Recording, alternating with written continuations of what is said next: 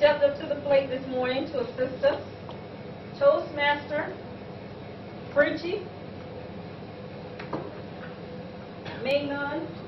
who is giving a speech entitled Retirees at Risk.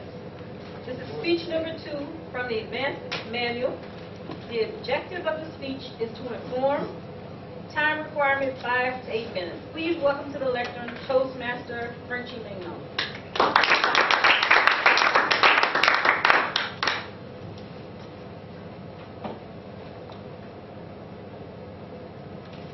A couple of weeks ago, I gave a speech, and the title of the speech was Social Security Time Bomb.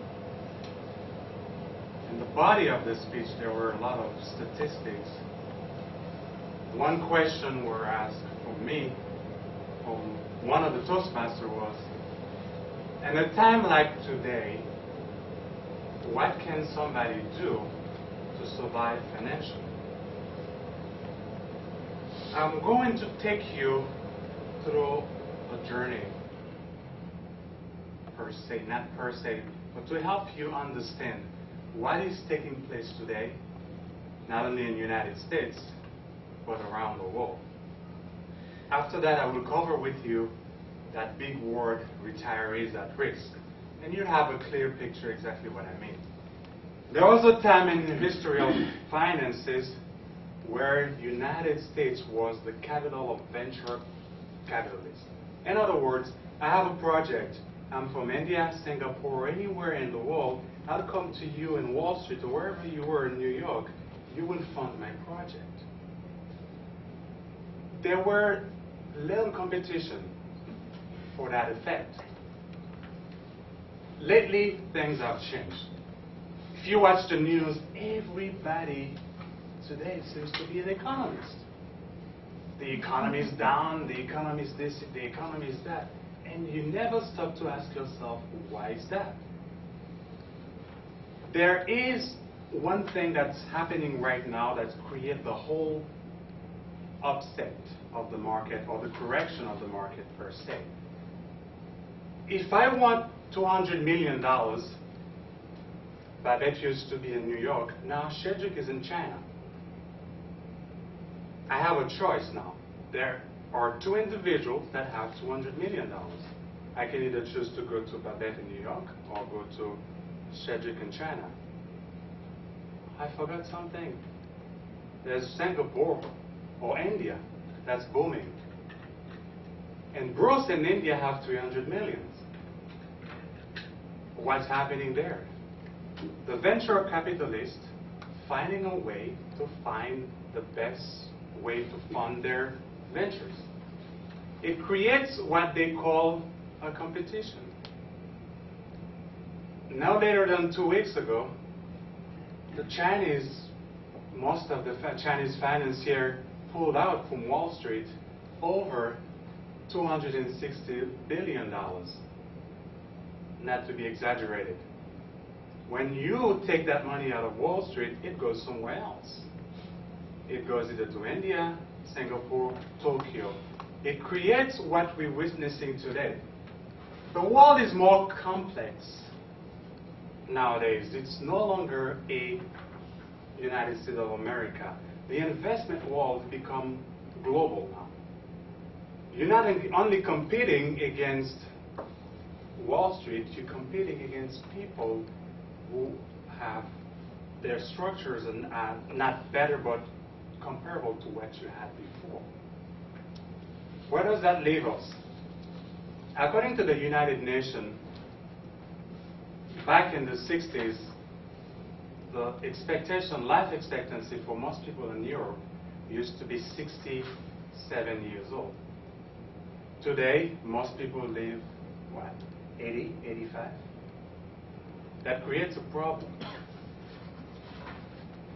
Before I get involved in the financial services industry, I didn't know what I was talking about. I didn't even understand what the bigness of the issue.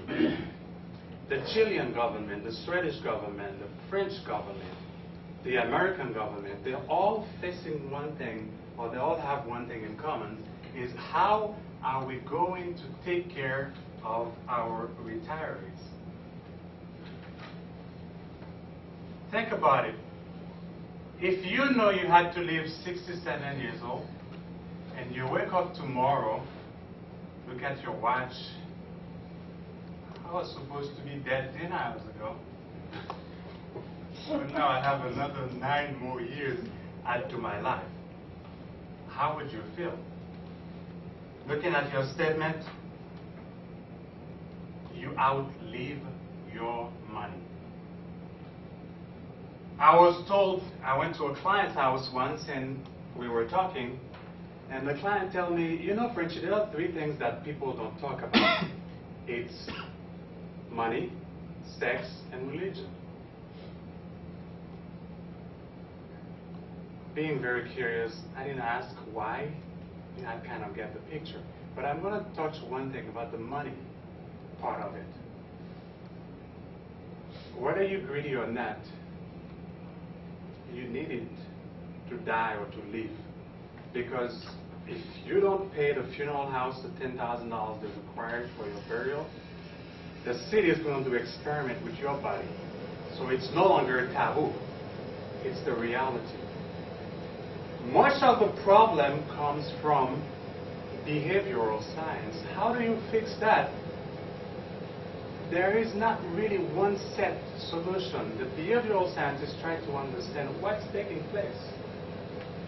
When you have the company on one hand shifting the risk from them to the individual, that creates a problem. Before, you would work for a company, Mr. Lawson, I'll guarantee you working for 40 years for me, and after 40 years I will guarantee you pay your pension for an extra 20 or 40 years, whatever the defined definition or defined benefit was. That's why they call it defined benefit plan. They were defining to you, in 40 years I'll pay you that amount. Speculation. The biggest enemy of money is time. As time passes, the currency is devaluated. Inflation. The buying power decreases. How do the corporations try to cope with this? By shifting the risk from them, put it to you. Where the behavioral scientists come in and say, well, if you change the way you do things, you will get a different result. What's the solution of that? The solution that's been suggested is to save more. That is, if you can. If you can't save more, well, find a way to save more. Accumulating more, that will mean to change or modify your behavior when it comes to your finances. We all can agree with me, it's a perfect storm. Is there a solution? A very practical solution? No. As long as you're dealing with human beings, we're talking about 6 billion people, and everybody have a way of doing things. It's tough. Most people don't want to confront it. Most people don't want to address that issue because if I don't touch it, it's not there. In reality, we still have to live with it.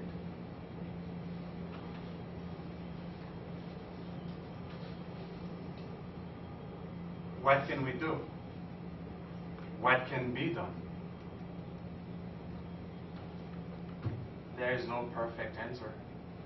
It's up to every individual to take into their hands their own finances and put it into order. And I'm Toastmaster.